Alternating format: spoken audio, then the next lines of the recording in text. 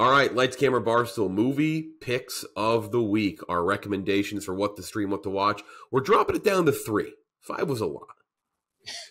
We're going to run out of movies. Who's watching 15 movies in one weekend? That's too much. So we know you're watching 9.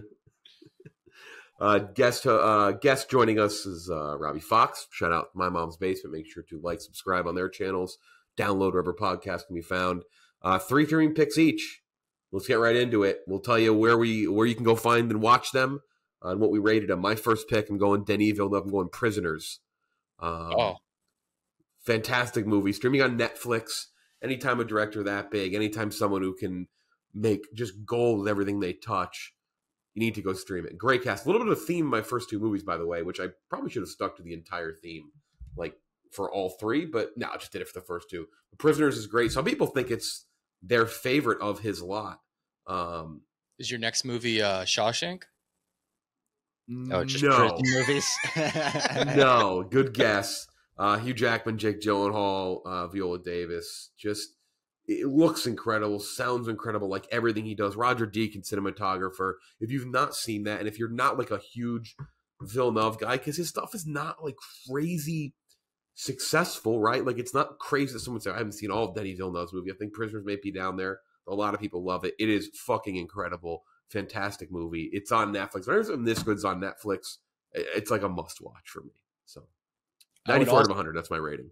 I would also say a lot of people who haven't seen it, you likely have seen like clips of it if you have a TikTok and you get fed movie clips, because that is like one of the most popular movies to pull clips from and be like, oh, this is what real acting looks like. Because Hugh Jackman and Jake Gyllenhaal are just off the rails the whole movie. Yep. That's my pick on Netflix. Gooch. All right, I'm gonna go with we got Halloween coming right around the corner. My favorite horror movie of all time. I won't hear any disagreements. Scream on Paramount Plus. Yeah, you are, Robbie. Did you know he's a big Scream head? I don't know if I knew that, but I think it was the first movie on your movie thread this year, right? It was. So I see that pop up pretty often. Yeah. Yeah, Scream is just fantastic. It's so not only funny, scary, kind of scary. It's really not too scary. So it's actually a really good spot to start if you're like, I don't really like horror movies. Great spot to start. But it's really fucking smart. It's so smart. Yeah.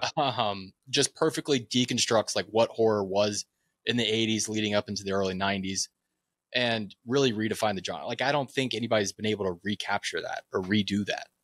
There's been smart horror movies, but nothing that can like deconstruct the genre the way Scream, the first Scream did. Fantastic. There really is nothing quite like a smart, simple horror premise or thrill, like Get Out, Scream, just like the original big, like the Halloween, like something so simple and easy to put together, but then also smart and also twists and turns and things that keep you on the edge of your seat. Yeah, Scream is awesome. A lot of fucking sequels, but it is an awesome. A lot of sequels, but I think it has a couple of good sequels, to be honest. I think Scream 2 is pretty good. I think most of them are good. Yeah, I think the last 2 are pretty good, to be honest. The only one I really don't like is the third, the one where they go to Hollywood. Yeah. That one's Jay and Silent Bob make a cameo. Yeah. Not great. I also made my list with Halloween in mind, actually. I was like looking down the streaming list and I was like, hey, Halloween's around the corner. There we go. My first one is on Netflix. It's called The Rental. Have you guys seen The Rental? Yeah. No. It's a Dave Franco, Alison Brie movie. I think Dave Franco might have written or directed it. I discovered it this year. It's something that had never even come across my radar. I thought it was pretty good. It's not mind-blowing, but it's a super creepy movie about a bunch of friends that get an Airbnb, and the Airbnb owner seems to be a little off, and everyone is kind of watching each other around this owner. It's kind of one of those movies that unravels as you get into it. Very worth a watch. It's on Netflix. I did not realize it's on there, but Jeremy Allen White in that movie. That's right, cousin. We interviewed her, I believe, around the time this came out, or had been out already. I think we talked with her about it very briefly. I totally forgot about The Rental. Yeah, it's a good movie. Jeff, do you remember what superhero she said that she wanted to play? I forget. Squirrel Girl. That was Anna Kendrick. It might have been Anakin. No, I think it was Alison Brie who said Squirrel Girl. Okay, she said right, someone. I think you're right. That's a good pick. That's a really good deep cut there. Continuing my theme here, Prisoners, Source Code, another Jake Gyllenhaal movie. Get the fuck out of here. That's my next pick. All right. Well, so we'll combo talk about it. That's crazy. That's nuts. I gave it an 89 out of 100. Source Code is awesome. It's just an awesome sci-fi kind of out there, crazy concept thriller. Really good cast. Like, also, like, I don't want to say complicated, but also like a lot going on, but very simple, easy to follow, I think, too, for like what it's trying to do. Yeah, I love it. Give me some of your thoughts. I love Gyllenhaal. He's been one of my favorites forever. And this was one of the first movies that I saw that made me go like, oh, this guy's one of my favorite actors. Yeah. Simple concept, but he completely carries the movie, knocks it out of the park. And it's one of those like mostly one location movies that, like you said, is kind of complex. Like the more you get into it, awesome movie. I love Source Code. He's on a train for the most of the movie, right? Yeah. Okay. He's on a train and he has to stop a bomb on that train from going off. And it's like he respawns every time he fails. Okay, yeah, now I remember this. Yeah. It's great. That does rule. Yes. It's if you like the Edge of Tomorrows of the Worlds and like all that stuff. It's just there's so many just like movies like that are just fucking awesome, but some of them get convoluted and stupid. This never does. Like this, it never does. And it doesn't get tired either. Like you do the Groundhog Day thing or the Happy Death Day thing. The 7th time they wake up that morning, you're like, all right, no, I get it. I get the whole concept. This keeps it moving. The whole movie. It's a pretty short movie too. I think it's like maybe 90 minutes or something. So it really like moves. Easy suggestion on Source Code. It's both of our picks. All right, Gucci, I can't believe that. That's crazy. My second pick just hit streaming last week. I would have put it in my streaming picks last week if I'd known that it was going to be on streaming. Theater Camp. I think it's the funniest movie this year. I think it's the funniest movie. Did not know that was streaming. Yeah, it's on Hulu right now, and it's fucking so good. So good. And if you think, I'm sure most people listening are going to be like, a movie about theater kids, really? Like, this is what you're suggesting? It's not what you think. Like, it makes fun of theater kids pretty much the whole time while also being very endearing. Jimmy Tatro in there is just the perfect himbo. Molly Gordon is fantastic, who you'd also recognize from The Bear. Winning Time, other things you probably recognize her from. Ayo Edebiri just continuing her 2023 run, where I guess she's going to be in every movie this year. It's really, really good. It's one of those comedies too that it's happy. You know, you leave the theater happy, which for the past decade, I feel like when people make comedies, they feel like you need to leave sad for some reason. Yeah. This one you leave on a very happy note and just leaves you feeling good. And I love movies like that. Where would you have it on your rankings for the year? I think it's top 5 right now.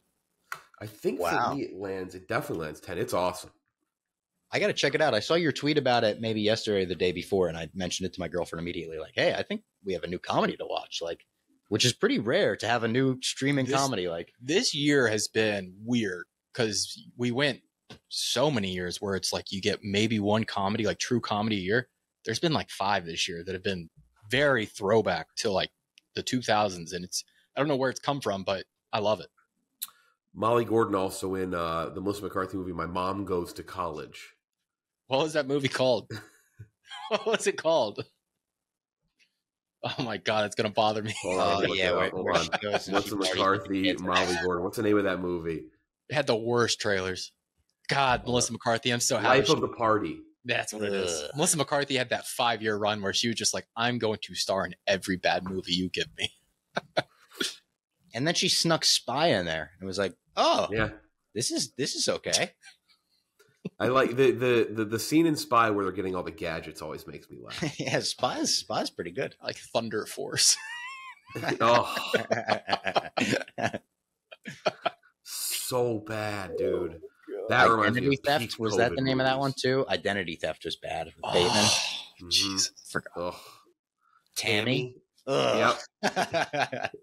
You can't say those. You can't say Melissa McCarthy and not bring up Tammy. It has to come up. Yeah. Fucking damn. I hate that I can quote that movie based off the trailer. I just remember when she got behind the fast food counter. Like, it's like I will have apple pie, something like that. It's like,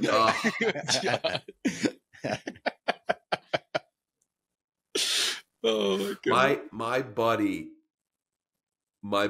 who lives in New York, his dad, like he was like he lives in his like they have a sorry, this thing keeps falling over here. They have a shore house down the Jersey Shore, so it's like a small town. It's like Stone Harbor. They have this little theater, shows like 3 or 4 movies.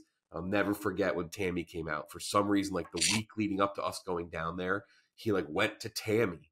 Like he's like, there's only like 3 movies playing right now. He's like, he went and saw it. He told us like, don't go see Tammy. And it's like, I don't think he needed that, but he's like, he goes, I think he walked out. He's like, it's the worst fucking movie ever. He's like, do not see Tammy. I was like, really? All right. Oh my God. All right. Last pick for me.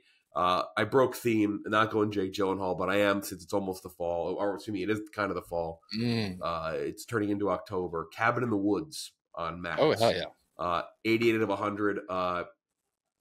Most notable person in the movie you reckon is Chris Hemsworth. Yep. Bradley Whitford, some other people. I don't want to spoil it. Very unique, funny horror twist. If you've never seen it, I don't even want to really say what happens. But it is a horror comedy, but the horror is really good and the comedy's really funny and it's wacky and it's out there. It's unique. It's one of those that comes along every once in a while in that space. You're like, damn, that's like really fucking smart. And like, I like Happy Death Day for some stuff like that. Like it's along those lines of being very different. And Cabin in the Woods is like, but I would say is like even higher than like, I gave it an 88. Like I think it's a fucking awesome movie. So Cabin in the Woods streaming on Max, big suggestion, especially as Halloween rolls around here. I almost brought this up when you said like horror movies have very much failed to like do the Scream thing where you make it smart and meta. But like Cabin in the Woods is the one that kind of nails it, I think. That is a great example of one that does it. Yeah. Very slept on. Great movie. You want to go? Sure.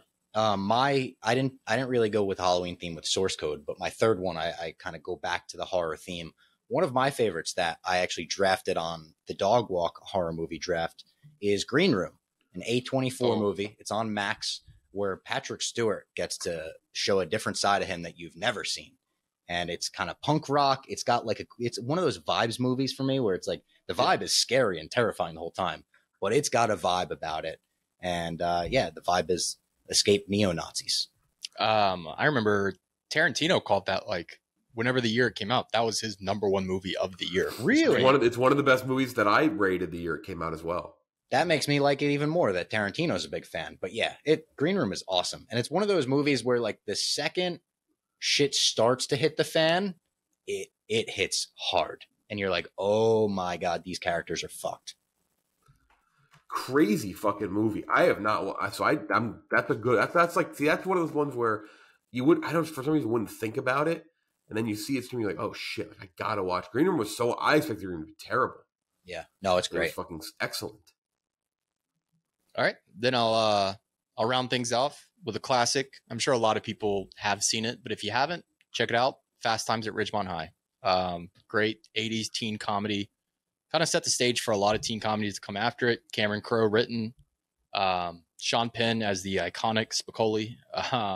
It's a good vibes movie, just like you were just talking about. You throw it on, you really don't have to tune in for the plot at all. For the most part, it's a lot of bits strung together, but it works well. Very, very entertaining. A movie I grew up on because my parents love that movie, but great movie. Yeah. That's a good pick. Let's rattle off our picks and where they're from. I'll go Prisoners on Netflix, Source Code on Max, and Cabin in the Woods on Max. Robbie. So I've got Source Code on Max, The Rental on Netflix, and Green Room on Max. I've got Scream on Paramount Plus, Theater Camp on Hulu, and Fast Times at Ridgemont High on Netflix. Love it. Make sure to subscribe here if you're watching on YouTube. Like the video. So there you go. Those are the 9 movies you have to watch this weekend. It's required viewing. You can't come back and watch any more videos or listen to it. You must complete all 9. 8. Source Code. That's true. It is 8. And we're making it easy for you this week. Yeah. Dude, can you come out this weekend? No, I got to watch these fucking movies so I can listen to No, I got to watch Cabin in the Woods, bro. I haven't finished it yet. That's it. Robbie, thanks for joining us.